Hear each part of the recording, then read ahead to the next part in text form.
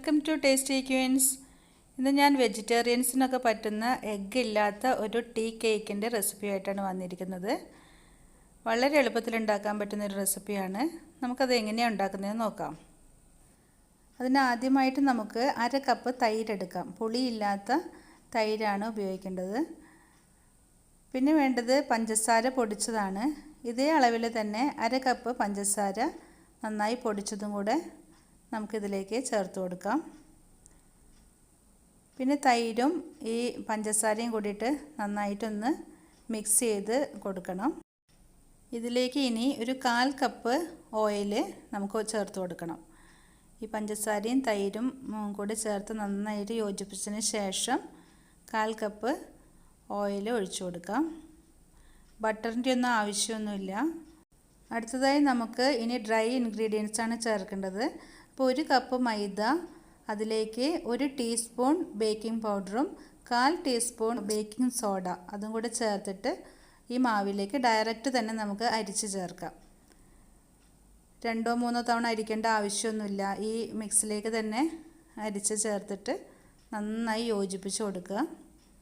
മെല്ലെ ഒരു വിസ്ക് ഉണ്ടെങ്കിൽ വിസ്ക് കൊണ്ട് ചെയ്യാം, അല്ലെങ്കിൽ ഒരു മരത്തവി ഉപയോഗിച്ചിട്ടായാലും നന്നായിട്ട് യോജിപ്പിക്കുക. കട്ട കെട്ടാതെ എല്ലാം നന്നായിട്ട് നല്ല സ്മൂത്തായിട്ടുള്ള ബാറ്റർ റെഡിയാക്കാം. പിന്നെ ഇതിലേക്ക് കുറച്ച് മൈദയും കൂടി ഇട്ടിട്ട് ഞാൻ ഈ ടൂട്ടി ഫ്രൂട്ടി ഒന്ന് റെഡിയാക്കി വെച്ചിട്ടുണ്ട്. അത് താഴ്ന്നു പോവാതിരിക്കാനാണ് കുറച്ച് മൈദയിൽ മിക്സ് ചെയ്തിരിക്കുന്നത്.